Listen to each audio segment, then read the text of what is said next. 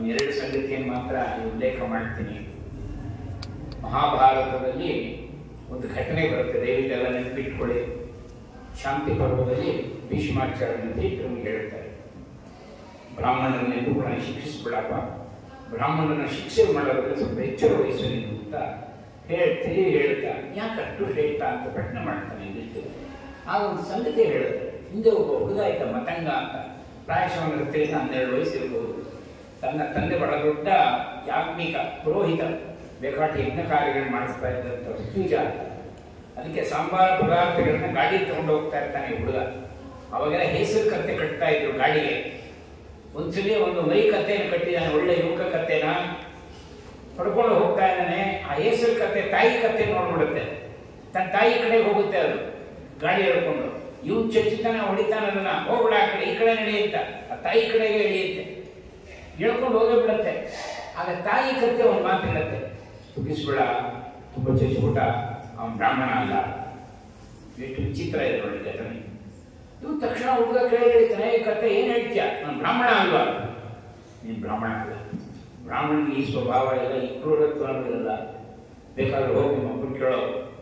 ಆ ಗಾಡಿ ಹತ್ತೆ ಬಿಟ್ಬಿಡ್ತಾನೆ. ಮತ್ತೆ ತಂದೆ ಹತ್ರ ಹೋಗ್ತಾನೆ, ಅಪ್ಪ ನಾನು ನಿಮ್ಮ ಮಗ ಅಲ್ವಾ? ಯಾರು ಹೇಳಿದ್ರು ನಿಮಗೆ? ಆ ಕತ್ತೆ ಹೇಳ್ತಾ ಇದೆ, ನಾನು ನಿಮ್ಮ ಮಗ ಅಲ್ಲ, ಬ್ರಾಹ್ಮಣ ಅಲ್ಲ ನಾನು ಅಂತ. ಹೌದೇನಪ್ಪ? ಹೇಳ್ತಾನೆ ಹುಡುಗ, ನಾನು ಇಷ್ಟಿಲ್ಲ, ನೀನು ಸತ್ಯ ಹೇಳಿಲ್ಲ, ಈಗ ನಾನು ಸುಳ್ಳು ಹೇಳೋಕ್ಕಾಗಲ್ಲ, ನೀನು ಕ್ಷೌರಿಕನಲ್ಲಿ ಹುಟ್ಟುವಪ್ಪ, ನೀನು ಸಾಕದಷ್ಟೇ. ಅದನ್ನು ಕೇಳೋ ಕೂಡ ಮೈಯೆಲ್ಲ ಒಂಥರ ಜುಮ್ಮಂದು ಹೋಗ್ಬಿಡುತ್ತೆ. ತಕ್ಷಣ ಹೋಗಿ ಕಾಡಿನ ಮಧ್ಯೆ ತಪಸ್ಸು ಮಾಡ್ತಾನೆ ಹುಡುಗ. 1000 ವರ್ಷ ತಪಸ್ಸು ಮಾಡ್ತಾರೆ ಇಂದ್ರದೇವರು ಕುರಿತು. ಇಂದ್ರದೇವರು ಪ್ರಕಟ ಆಗ್ತಾರೆ, ಏನಪ್ಪ ಈಗ ತಪಸ್ಸು ಮಾಡ್ತೀನಿ, ಇಲ್ಲಿ ಬಂದು ಏನು ಬೇಕು ನಿಮಗೆ? ಹೇಳ್ತಾನೆ, ಬ್ರಾಹ್ಮಣತ್ವ ಕೊಡು. ನಾನು ಬ್ರಾಹ್ಮಣತ್ವ ಕೊಡೋಕ್ಕಾಗಲ್ಲ, ನೀವು ಅದನ್ನು ಓದಿದ್ರೆ ಕಣ್ಣಲ್ಲಿ ನೀರು ಬಂದು 2 ಕೂಟ ಇದೆ, ಬ್ರಾಹ್ಮಣತ್ವ ಕೊಡೋಕ್ಕಾಗಲ್ಲ. ನೀವು ಕೇಳ್ತಾನೆ, ಮತ್ತೆ ಯಾಕೆ ಕೊಡೋಕ್ಕಾಗಲ್ಲ? 1000 ವರ್ಷ ತಪಸ್ಸು ಮಾಡ್ತೀನಿ, ಇಂದ್ರಿಯಗಳ ನಿಗ್ರಹ ಮಾಡ್ಕೊಂಡು ಯಾಕೆ ಕೊಡೋಕ್ಕಾಗಲ್ಲ? ಇಂದ್ರ ಹೇಳ್ತಾರೆ, ಕೇಳಪ್ಪ ಹೇಳ್ತೀನಿ ಅಂತ ಹೇಳಿ ಅನೇಕ ಜನ್ಮಗಳು ಬಿಷ್ಟರಲ್ಲಿ ಹುಟ್ಟುತ್ತವೆ ಕ್ರಿಮಿಗಳು, ಆಮೇಲೆ ಹುಳುಗಳಾಗಿ ಹುಟ್ಟುತ್ತವೆ ಎಷ್ಟೋ ಜನ್ಮದಲ್ಲಿ, ಆಮೇಲೆ ಸಣ್ಣ ಸಣ್ಣ ಹುಳುಗಳು ರೆಕ್ಕೆ ಹುಳುಗಳಾಗಿ ಹುಟ್ಟುತ್ತೆ, ಅದಾದ್ಮೇಲೆ ತಿರಿಯೋ ಜೋನಿಲಿ ಹುಟ್ಟುತ್ತವೆ. ಲಕ್ಷಾಂತರ ಜನ್ಮ ಆದಮೇಲೆ ಅವನ ಮನುಷ್ಯ ಜನ್ಮ ಪ್ರಾಪ್ತಿ ಆಗುತ್ತೆ. ಅದನ್ನು ಅನಂತ ಪುಣ್ಯದಿಂದ ಆ ಮನುಷ್ಯನ ಜನ್ಮದಲ್ಲಿ ಅವನು ಶೂದ್ರನಾಗಿ ಹೋಗ್ತಾನೆ. ಲಕ್ಷಾಂತರ ಜನ್ಮ ಅವನು ಸತ್ಕಾರ್ಯ ಮಾಡ್ಕೊಂಡು ಒಳ್ಳೆ ಸೇವೆ ಮಾಡ್ಕೊಂಡು ಬಂದ್ರೆ ಆಮೇಲೆ ಅವನು ವೈಶ್ಯನಾಗಿ ಹೋಗ್ತಾನೆ. ವೈಶ್ಯ ಜನಾಂಗದಲ್ಲಿ ಒಳ್ಳೆ ಧಾರ್ಮಿಕನಾಗಿ ಜೀವನ ನಡೆಸ್ತಾ ಇದ್ದ ಲಕ್ಷಾಂತರ ಜನ್ಮ ಆದ್ಮೇಲೆ ಕ್ಷತ್ರಿಯನಾಗಿ ಹೋಗ್ತಾನೆ. ಕ್ಷತ್ರಿಯನಲ್ಲಿ ಅವನು ಧರ್ಮ ಪಾಲನೆ ಮಾಡಿಕೊಂಡು ಬಂದ್ರೆ ಲಕ್ಷಾಂತರ ಜನ್ಮ ಆದ್ಮೇಲೆ ಭಗವಂತನ ಕೃಪೆಯಿಂದ ಅವನು ಬ್ರಾಹ್ಮಣ ಜನ್ಮ ಸಿಗುತ್ತಪ್ಪ. ಅದು ಶ್ರೋತ್ರಿಯ ಬ್ರಾಹ್ಮಣ ಆಗ್ಬೇಕಾದ್ರೆ ಇದು ಕಷ್ಟ ಇದೆ. ಇದು ನಿಮಗೆ ಒಂದು ಜನ್ಮಗಳು ಕೊಡೋ ಶಕ್ತಿ ನನಗೆ ಇಲ್ಲ ಅಂತ ಇಂದ್ರದೇವರು. ನೀವು ಮಹಾಭಾರತ ಓದಿ ಅದು ಅವ್ರಿಗೆ ಎಷ್ಟು ಹೇಳ್ತಾನೆ ಕೊಡಕ್ಕಾಗಲ್ಲ, ಆ ಶಕ್ತಿ ಇಲ್ಲ ನನಗೆ, ಸಿಗೋದೇ ಇಲ್ಲ ಅವನಿಗೆ ಮತಂಗ. ನೀವು ಅದನ್ನ ಶಾಂತಿ ಪರ್ವದಲ್ಲಿ ಓದಿ, ನಾನು ಹೆಚ್ಚಿಗೆ ಅದ್ರ ಬಗ್ಗೆ ವಿವರಣೆ ಹೇಳಕ್ಕೂ ಆಗಲ್ಲ. ಇಷ್ಟು ಶ್ರೇಷ್ಠವಾದಂಥ ಜನ್ಮ ನಾವು ಪಡೆದಿದ್ದೀವಿ. ನಾನು ಯಾಕೆ ಇದನ್ನು ಹೇಳೋದು, ಎಷ್ಟೋ ಹುಡುಗರು ಸಾಮಾನ್ಯ ಜನರ ಜೊತೆ ಬೆರೆಸ್ಕೊಂಡು ಬಿಡ್ತಾರೆ, ಅವರಂತೆ ಆಡ್ತಾರೆ. ಎಷ್ಟೋ ಜನ ಹೇಳೋದು ಕೇಳಿದ್ವಿ, ನಾವು ಬ್ರಾಹ್ಮಣರಾಗಿ ಹುಟ್ಟಬಾರ್ದಾಗಿದ್ವಿ, ಬೇರೆ ಜನಾಂಗ ಹುಟ್ಟಿದ್ರೆ ಬೆಳೀತಾ ಇದ್ವಿ, ನಮ್ಮ ಬ್ರಾಹ್ಮಣರು ಹೇಳೇ ಇಲ್ಲ. ಭಗವಂತನ ವಿಶೇಷ ಕೃಪೆ ಪಡೆದಂಥವ್ರು ನಾವು ಬ್ರಾಹ್ಮಣರು. ಮೊನ್ನೆ ಒಂದು ಘಟನೆ ಓದ್ತಾ ಇದ್ದೆ, ನೀವೆಲ್ಲ ಎಜುಕೇಟೆಡ್ ಕ್ಲಾಸ್ ಕೂತಿದ್ದೀರಿ ಇಲ್ಲಿ. ಪಿಕಾಸ್ ಕಾಪ್ರಾ ಅಂತ is A famous scientist, Austrian Born American scientist. Mostly ಅವನು ಈ ದಿನಾನೂ ಇರೋ ಗೊತ್ತಿಲ್ಲ, ಮೋಸ್ಟ್ಲಿ ಇರಬಹುದು, ನನಗೆ ಅಷ್ಟು ನೆನಪಿಲ್ಲ. ಅವನೊಂದು ಸಂಗತಿ ಬರೀತಾನೆ, ಇದೆ tao of physics and turning point ಅಂತ. ಇದು ಹೈಯರ್ ಸ್ಟಡೀಸ್ ಇದೆ ಫಿಸಿಕ್ಸ್ಗೆ, the tao of physics and turning point ಅಂತ. ಅದನ್ನೊಂದು ಸಂಗತಿ ಬರೀತಾನೆ, ನಾವೀಗ ಸೈಂಟಿಸ್ಟ್ನವರು ಎಷ್ಟು ಹೋಗಿದ್ರು ಕೂಡ ಪ್ರಕೃತಿಯಲ್ಲಿ 25% ಮುಟ್ಟಿದೆ ಹೊಟ್ಟೆ, ಇನ್ನೂ 75% ನಮ್ಗೆ ಗೊತ್ತೇ ಇಲ್ಲ. ಪ್ರಪಂಚದಲ್ಲಿ ಏನಿದೆ ಅಂತ 75% ಗೊತ್ತೇ ಇಲ್ಲ ನಮಗೆ. ಟಚ್ಚಿರೋದು ಓನ್ಲಿ 25%. ಅವನು ಹೇಳ್ತಾನೆ ಅನೇಕ ಲೋಕಗಳಿದೆ ನಮಗೆ ಗೊತ್ತಿಲ್ಲ, ಕೆಲವನ್ನ ನಾವು ಗುರುತಿಸಿರುತ್ತೆ ಅಂತ ಹೇಳ್ತಾ ಅವನು ಒಂದು ಸಂಗತಿ ಬರೀತಾನೆ. Only the Indian sages the found out it by the intuition. ಭಾರತೀಯ ಋಷಿಮುನಿಗಳು ಇದನ್ನೆಲ್ಲ ಕಣ್ಮುಚ್ಕೊಂಡು ಹೇಳ್ಬಿಟ್ರು, ಯಾವ್ಯಾವ ಗ್ರಹ ಎಲ್ಲಿದೆ, ಯಾವ್ಯಾವ ಗ್ರಹದ ಸ್ಥಾನ ಎಲ್ಲಿದೆ, ಮತ್ತೆ ಗ್ರಹಣ ಅನ್ನೋದು ಹೇಗಾಗುತ್ತೆ, ಯಾವ ಸಮಯದಲ್ಲಿ ಆಗುತ್ತೆ. It is A wonder. ಅವನು ಬರೀತಾನೆ ಅದರಲ್ಲಿ ನೀವು ಹೈಯರ್ ಸ್ಟಡೀಸ್ ಆ ಬುಕ್ ಇದ್ರೆ ತಗೊಂಡು ಓದಿದ್ದೆ, tao of physics and turning point ಅಂತ. ಅಮ್ಮದೇ ಇನ್ನೊಂದು ಬುಕ್ ಇದೆ, ದಿ ಹಿಡನ್ ಸ್ಟ್ರೆಂತ್ ಅಂತ. ಇಂಡಿಯನ್ ಸೇಜಸ್ ಬಗ್ಗೆ ಬರೀತಾನೆ ಅವನು. Only the Indian sages they found out it by their intuition. ಅವರ ತಪಸ್ಸಿನಿಂದ ಕಣ್ಣು ಮುಚ್ಚಿಕೊಂಡು ಈ ಸಂಗತಿಯನ್ನು ಹೇಳಿದ್ರು. Hats off to the Indian sages. ಅವನು ಕಾಪ್ರಾ ಹೇಳ್ತಾನೆ. ಇವತ್ತು ಬೇಕಾದಷ್ಟು ಸೈಂಟಿಸ್ಟ್ಗಳು ಹೇಳ್ತಾರೆ, ಶ್ರೀಮದಾಚಾರ್ಯ ಒಂದು ಸಂಗತಿ ಹೇಳ್ತಾರೆ, ಜೀವ ಜೀವ ಭೇದ, ಜಡ ಜಡ ಭೇದ, it is exclusive contribution of Shrimad Madhvacharya. We should be proud of it.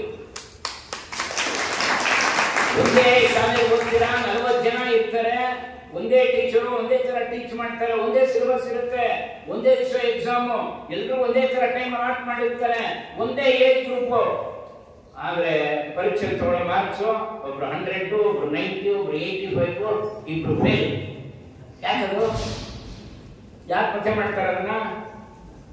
ಶ್ರೀಮದಾಚಾರ್ಯ ಹೇಳಿದ್ರು, ಜೀವ ಜೀವ ಭೇದ, ಜಡ ಜಡ ಭೇದ. ನಾವು ಹೇಳಿದ್ವಿ good conductor of it, bad conductor of it. ಎರಡು ಜಡನೇ, ಒಂದು ಗುಡ್ ಕಂಡಕ್ಟರ್, ಒಂದು ಬ್ಯಾಡ್ ಕಂಡಕ್ಟರ್. ಹೇಳ್ತೀವಿ ಇದ್ದಾರೆ ಮೆಟಾಫಿಸಿಕ್ಸ್ ಅಲ್ಲಿ. ಇದನ್ನೇ ಅವರೇನು ಸೈನ್ಸ್ ಅವರು ಹೇಳಿದ್ರು. ವಾಯುದೇವರ ವಿಚಾರ ಇವತ್ತು ಇಡೀ ಸಮಾಜ ಹೋಗ್ತಾ ಇದೆ ಅವ್ರು ಹೇಳಿದಂತ ವಿಚಾರಗಳು. ಅದಕ್ಕೆ ನಾವು ಇಂಥ ಒಂದು ಮತದಲ್ಲಿ ನಾವು ಬಂದಿದ್ದೀವಿ. ಹೇಗಿರ್ಬೇಕು ನಾವು? ರಾವಣನ ಸಭೆಯಲ್ಲಿ ಹನುಮದೇವನ ಆಂಜನೇಯ ಕೇಳ್ತಾನೆ, ಪ್ರಹಸ್ತ ರಾವಣನ ಸೋದರ ಮಾವ, ನೀನ್ ಎಲ್ಲಿಂದ ಬಂದೆ, ಯಾವ ಕಡೆಯಿಂದ ಬಂದೆ, ನಮಗೂ ನಿಮ್ಗೂ ಏನ್ ದ್ವೇಷ, ನೀನ್ಯಾಕೆ ಅಶೋಕನ ಧ್ವಂಸ ಮಾಡಿದೆ? ಆಂಜನೇಯ ಮಧ್ಯದಲ್ಲಿ ಬಂದಿತ್ತು, ಇಟ್ಟು ಕಾಣ್ತಾ ಇದ್ದಾನಂತೆ. ದಾಸೋಹಂ ಕೋಸಲೇಂದ್ರಸ್ಯ ರಾಮಸ್ಯ ಕ್ಲಿಷ್ಟ ಕರ್ಮಣಃ. ಗರ್ಜನೆ ಮಾಡ್ತಾನೆ, ಶ್ರೀರಾಮಚಂದ್ರನ ದಾಸ ನಾನು ಅಂತಾನೆ. I am so and so ಅಂತ ಹೇಳಿ ವಿಸಿಟಿಂಗ್ ಕಾರ್ಡ್ ಕೊಡ್ಲಿಲ್ಲ ಅಹಂಕಾರದಿಂದ.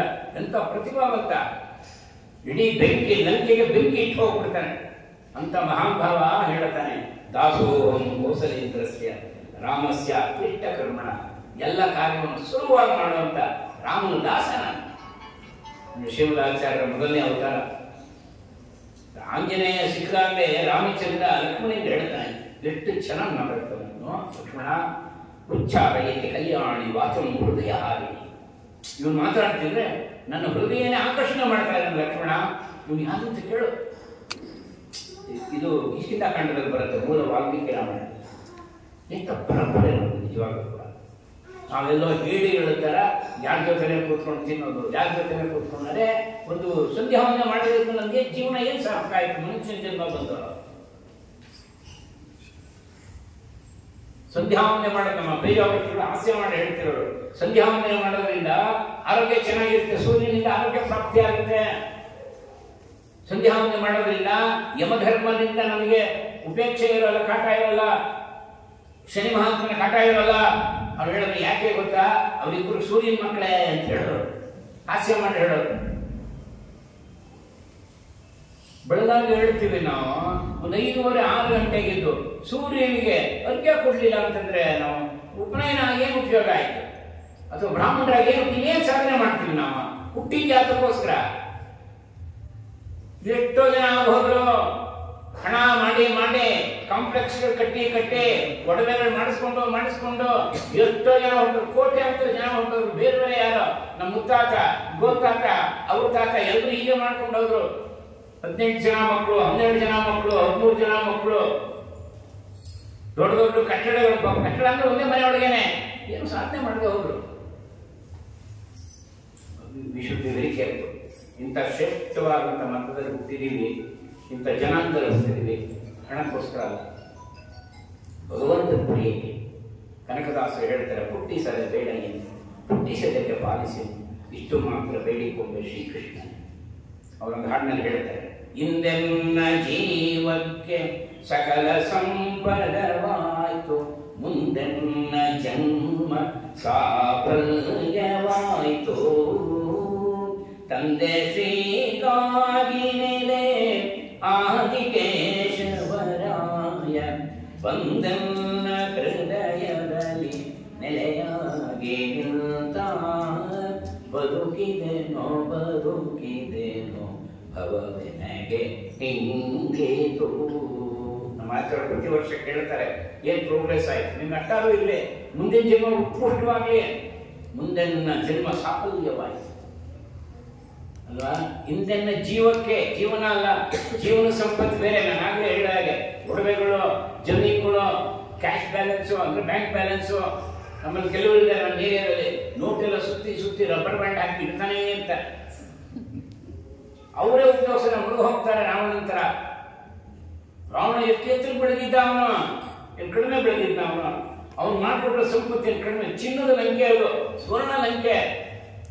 ವಾಯುವರು ಸುಟ್ಟು ಬೂದಿ ಮಾಡಿಬಿಟ್ರು ಅವನ್ನ. ಏನ್ ಸಾರ್ಥಕ ಆಯ್ತು? ಅವನನ್ನೇರ ನಾವು ಹೆಸರು ಹೇಳ್ತೀವ? ಅವನೇನು ಆದರ್ಶ ರಾವಣ ನಮ್ಗೆ? ಎಂತ ಶಕ್ತಿ ಸಂಪಾದನೆ ಮಾಡಿದ್ದ, ಎಷ್ಟು ಕೀರ್ತಿ ಸಂಪಾದನೆ ಮಾಡಿದ್ದ, ಕ್ಯಾರೆಕ್ಟರ್ ಅವನಲ್ಲಿ. ಆತ್ಮನೋ ಗುರು ಆತ್ಮೈವ ಪುರುಷಸ್ಯ ವಿಶೇಷತಃ. ಶ್ರೀಕೃಷ್ಣ ಉದ್ಧವನಿಗೆ ಮಾತ್ರ ಹೇಳ್ತಾನೆ, ಭಾಗವತರ ಕಡೆ ಬರುತ್ತೆ 11ನೇ ಸ್ಕಂದದಲ್ಲಿ. ಆತ್ಮನೋ ಗುರು ಆತ್ಮೈವ ಪುರುಷಸ್ಯ ವಿಶೇಷತಃ. ಇನ್ಯಾರೋ ಗುರು ಅಲ್ಲ, ಇಲ್ಲಿದ್ದಾರೆ. ಶ್ರೀಮದಾಚಾರ್ಯರಿಗೆ ವಾಯುದೇವರು ಇಲ್ವೇ ಇಲ್ಲಿ? ಎಷ್ಟು ಧೈರ್ಯವಾಗಿರ್ಬೇಕು ನಾವು.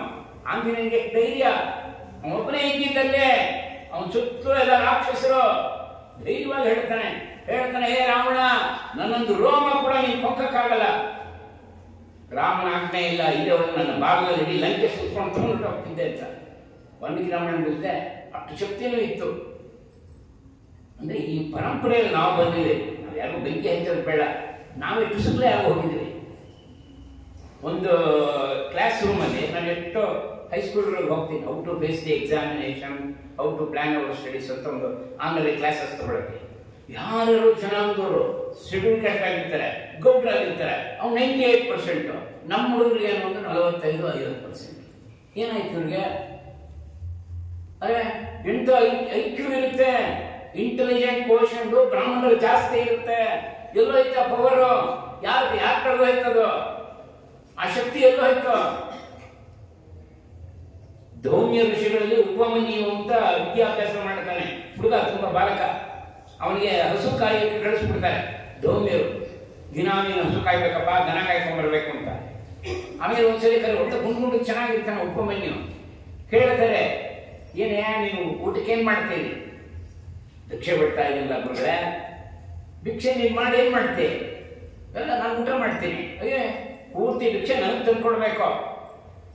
ಸರಿ ಗುರುಗಳೇ. ಆಮೇಲೆ ಒಂದು ತಿಂಗಳಾದ್ಮೇಲೆ ತಿರ್ಗಾ ಕರೆದು ಕೇಳ್ತಾರೆ, ಏನ್ ಮಾಡ್ತೀರಿ ಈಗ? ಭಿಕ್ಷೆ ಬಿಡ್ತಾ ಇದ್ದೀನಿ. ನನಗೆ ತಂದ್ಕೊಡ್ತೀರಾ? ನಿಮ್ಗೆ ಕೊಟ್ಟಾದ್ಮೇಲೆ ನಾನು ಬೇರೆ ಭಿಕ್ಷೆ ಬಿಡ್ತಾ ಇದ್ದೀನಿ. ನನಗೆ ಅಯ್ಯೋ ಕೇಳಬಾರ್ದಪ್ಪ. ಒಂದು ಮನೇಲಿ ಇಷ್ಟೇ ಭಿಕ್ಷೆ ಬಿಡ್ಬೇಕು ಅಂತಿದೆ, ನನಗೆ ಕೊಟ್ಮೇಲೆ ಈ ಭಿಕ್ಷೆ ಬಿಡಬಾರ್ದು. ಸರಿ ಗುರುಗಳೇ.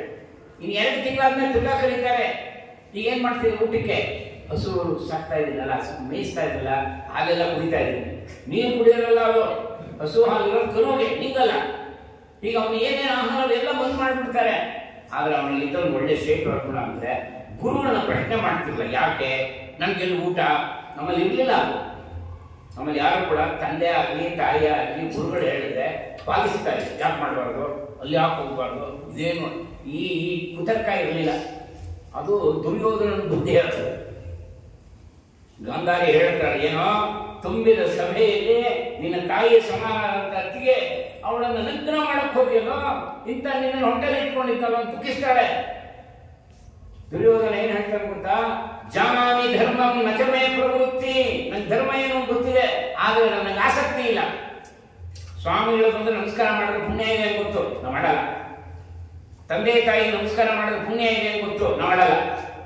ಸಂಧ್ಯಾ ವಂದನೆ ಮಾಡಿದ್ರೆ ಉತ್ಕೃಷ್ಟವಾದಂತ ಮನಸ್ಥಿತಿ ಆಗುತ್ತೆ, ಒಳ್ಳೆ ಆರೋಗ್ಯ ಸಿಗುತ್ತೆ, ಪುಣ್ಯ ಆಗುತ್ತೆ, ಅವ್ರು ಗೊತ್ತಿದೆ ನನಗೆ, ನಾವು ಮಾಡಲ್ಲ. ನೋಡಿ, ಜಾನಾಮಿ ಧರ್ಮಂ ನಚಮೇ ಪ್ರವೃತ್ತಿ. ಇಲ್ಲಿ ರಾಯಮಠ ಇದೆ, ಒಂದು ಪ್ರದಕ್ಷಿಣೆ ಹಾಕಿದ್ರೆ ಕೃಪೆ ಆಗುತ್ತೆ ಅಂತ ಗೊತ್ತು, ನಾವು ಹೋಗಲ್ಲ. ಜಾನಾಮಿ ಅಧರ್ಮಂ ನಚಮೇ ನಿವೃತ್ತಿ. ಯಾರೋ ಸಂಘ ಹೋಗಬೇಡ, ಅವ್ರ ಜೊತೆಲಿ ಇಂತ್ಯ ಹೋಗ್ತೀನಿ ಅಲ್ಲಿಗೆ, ಅದೆಲ್ಲ ತಿನ್ಬಾರ್ದಿದ್ದೆಲ್ಲ ತಿನ್ಬೇಡ, ತಿಂದೇ ತಿಂತೀನಿ. ಆಮೇಲೆ ಯಾರು ನೀವು ತಿಳ್ಕೊಬೇಡಿ, ನಮ್ಮ ಏರಿಯಾದಲ್ಲಿರೋ ಹುಡುಗ ನಾ ಹೇಳಿ, ಇಲ್ಲಿರೋ ರಾಯಮಠದಲ್ಲಿ ಅದೆಲ್ಲ ಹೇಳ್ಬಾರ್ದು. ಆ ರೀತಿ ವ್ಯವಹರಿಸ್ಬೇಡ ಕಣೋ, ಅಲ್ಲಿಗೆಲ್ಲ ಹೋಗ್ಬೇಡ ಕಣೋ, ತಿನ್ಬೇಡ ಕಣೋ, ಕುಡಿಬೇಡ ಕಣೋ, ತಿಂತೀನಿ. ಜಾನಾಮಿ ಅದು ಅಧರ್ಮ ಅಂತ ಗೊತ್ತು, ಆದ್ರೂ ಮಾಡ್ತೀನಿ. ಮಹಾಭಾರತ ಶ್ಲೋಕ ನಾನು ಹೇಳ್ತಿರೋದು. ದುರ್ಯೋಧನ ಹೇಳ್ತಾನೆ, ಶ್ರೀಕೃಷ್ಣ ಹೇಳ್ತಾನೆ ಸಮಂತ ಪಂಚಕದ ಭೀಮಸೇನ ಹೊಡೆಯಮ್ಮ ತೊಡೆಗೆ. ಭೀಮಸೇನ ಹೊಡಿತಾರೆ ನೋಡಿ, ಆ ತೊಡೆಗೆ ಉರುಳು ಬೀಳ್ತಾನೆ. ಅವನು 2 ತೊಡೆಗಳು ನೇತಾಡುತ್ತೆ, ಸರಿಯಾಗಿ ಬೀಳುತ್ತೆ ಇಲ್ಲಿ ಏಟು. ತುಂಬಿದ ಸಭೆಯಲ್ಲಿ ನನ್ನ ತೊಡೆ ಮೇಲೆ ಕೂತು ಅಂತ ಕೂಗವನಲ್ಲ ನೀನು, ಭೀಮಸೇನರು ಹೊಡಿತಾರೆ. ಎಲ್ಲೋ ಅವನಿಗೆ ಆಘಾತ ಆಗುತ್ತೆ.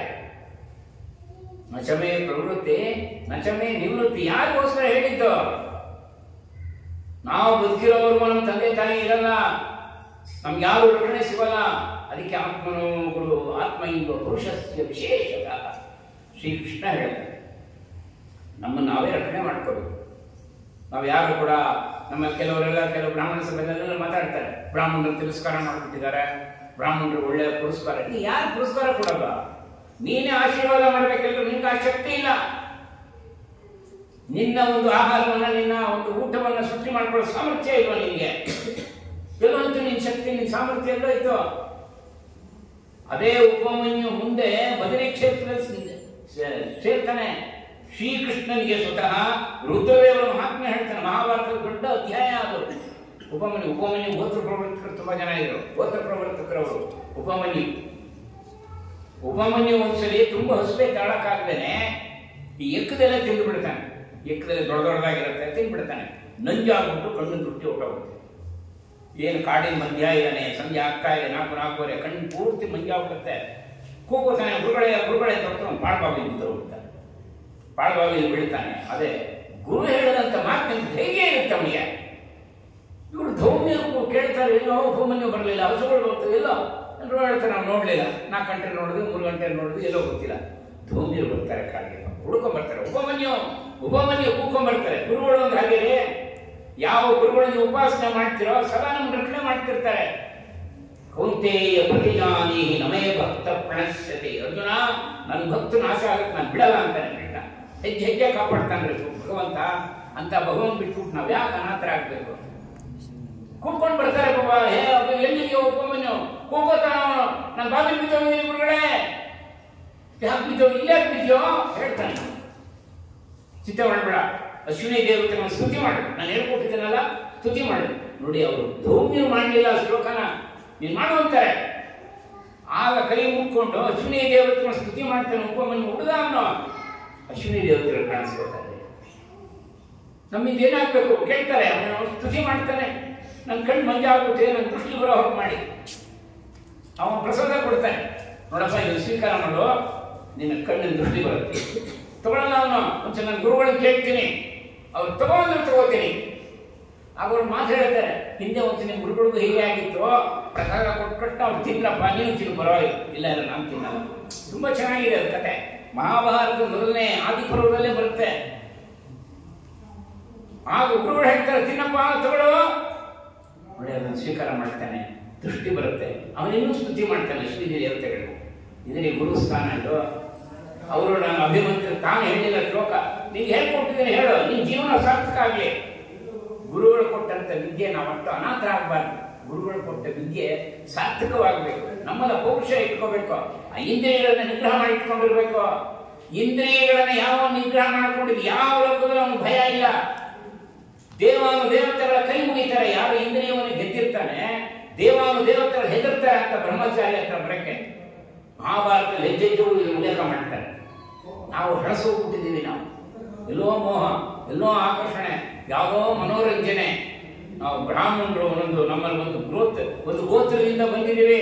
ನಮ್ಮಲ್ಲಿ ಕಾಶ್ಯಪ ರಕ್ತ ಹರಿತಾ ಇದೆ, ವಿಶ್ವಾಮಿತ್ರ ರಕ್ತ ಹರಿತಾ ಇದೆ, ಜಮದಗ್ನಿಗಳ ರಕ್ತ ಹರಿತಾ ಇದೆ.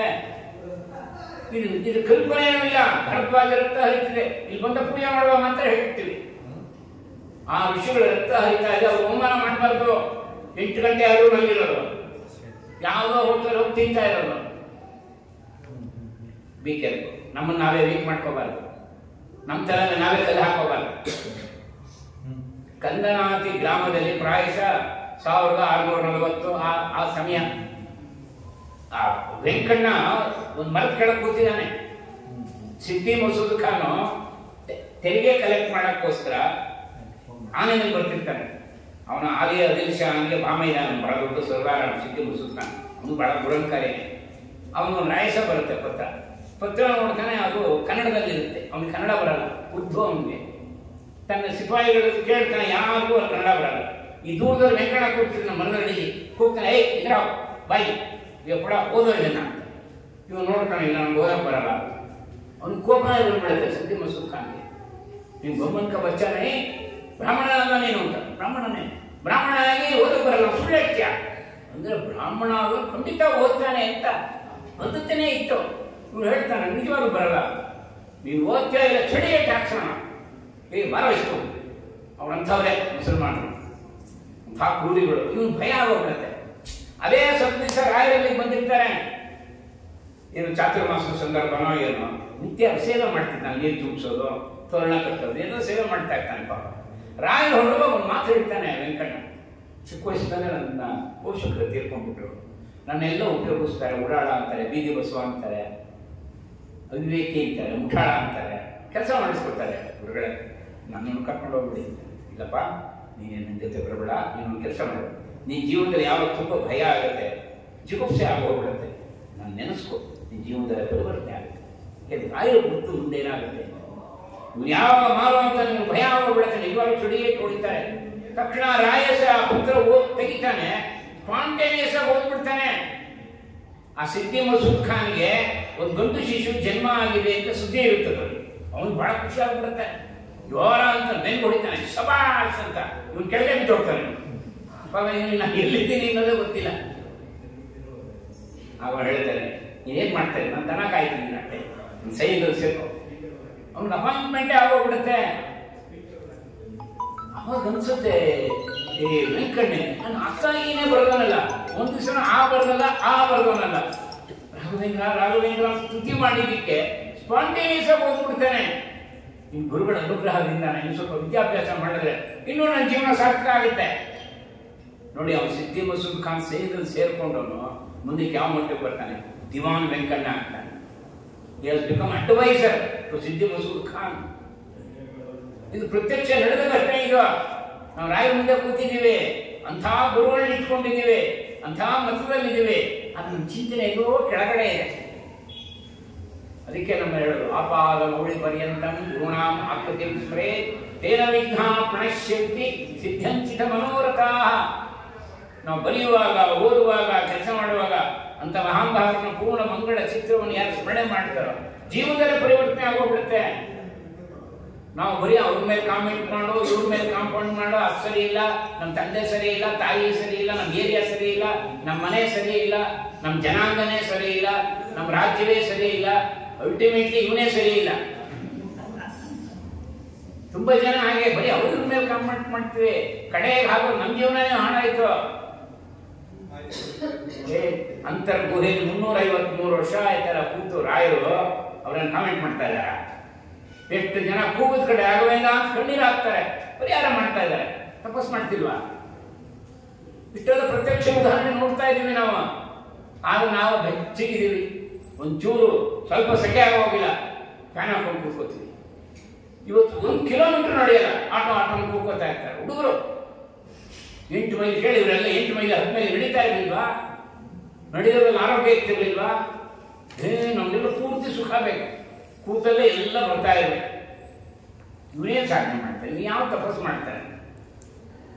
ಮಹಾಭಾರತದಲ್ಲಿ ಸ್ವತಃ ಕಟ್ಟ ಕಡೆಯಲ್ಲಿ ಕುಂತಿದೇವಿ, ಧೃತರಾಷ್ಟ್ರ, ಗಾಂಧಾರಿ, ವಿದುರ ಎಲ್ಲ ಘೋರ ತಪಸ್ಸು ಮಾಡ್ತಾರೆ. ಧೃತರಾಷ್ಟ್ರ ಅರಮನೆಯಲ್ಲಿ ಇದ್ದಂತ ಮಹಾನುಭಾವನು, ರಾಜನಾಗಿದ್ದವನು, ಒಣಗಿ ಎಲೆ ತಿನ್ಕೊಂಡು ತಪಸ್ಸು ಮಾಡ್ತಾರೆ. ಅವ್ರಿಗೆ ಗೊತ್ತಾಗುತ್ತೆ ಇದೇ ನಮ್ಮ ಜೀವನ ಸಾರ್ಥಕ ಅಂತ. ನಮ್ಮ ಜೀವನ ಆಗಿರ್ಬೇಕು, ತಪಸ್ವಿ ಜೀವನ ಆಗಿರ್ಬೇಕು. ಆಗ ಅದಕ್ಕೋಸ್ಕರ ಇದು ಮಾಡ್ತಾರೆ. ನಾನು ಯಾಕೆ ಇದನ್ನ ಹೇಳೋದಂದ್ರೆ, ನೀವು ಯಾರು ಆ ಥರ ಇಲ್ಲ ಅಂತ ಅವ್ರು ಯಾರು ಈ ಥರ ತಿಳ್ಕೊಬೇಡಿ. ನಮ್ಗೆ ಯಾರೋ ಹಿರಿಯರೆಲ್ಲ ನಮ್ಗೆ ಇಂಥ ಮಹಾನ್ ಭಾವರು ನಮಗೆ ತಿದ್ದಿದ್ರು, ಹೇಳೋದು ಚೆನ್ನಾಗಿದೆ, ಎಲ್ಲಿ ಬೇಕಾದ್ರೆ ಹೋಗ್ತೀವಿ, ಎಲ್ಲಿ ಬೇಕಾದ್ರೆ ಹೋಗ್ತೀವಿ, ನಮ್ಗೆ ಯಾರೇನು ಭಯ ಇಲ್ಲ. ಒಂದ್ಸಲಿ ನಾನು ರಾಷ್ಟ್ರೀಯದಲ್ಲಿ ಅಟೆಂಡ್ ಮಾಡಿದ್ದೆ. ಭಗವಂತ ಹೇಳಿದೆ, ಎಲ್ಲಿದೆ ತೆಗೆದೆ ರಾಮನ ಬಗ್ಗೆ, ಇಲ್ಲಿ 7 ವಾಲ್ಯೂಮ್ ಇಟ್ಕೊಂಡಿದ್ದೀನಿ ನಾನು. ರಾಮನ ಬಗ್ಗೆ ಏನೇನು ವಿಚಾರ ಒಳ್ಳೇದಿದೆ ಅದನ್ನು ನಾನು ಇಲ್ಲಿ ಹೇಳ್ತೀನಿ. ರಾಮನ ಬಗ್ಗೆ ಅಪಶಬ್ದ ಹೇಳ್ತಿರಲ್ಲ, ನಿಮ್ಮ ಶಕ್ತಿ ಯಾವ ಶ್ಲೋಕ ಇದೆ ಹೇಳಿ. ಇಲ್ಲಿ 24,000 ಶ್ಲೋಕನು ಇಲ್ಲಿ ಇಟ್ಕೊಂಡಿದ್ದೀನಿ ನಿಮ್ಮೆದುರಿಗೇನೆ. ಹೇಳಿದೆ ನಾನು. ಒಂದ್ಸಲಿ ಕಾಂಪಿಟೇಷನ್ ಆಯ್ತು ನಮ್ಗೆ.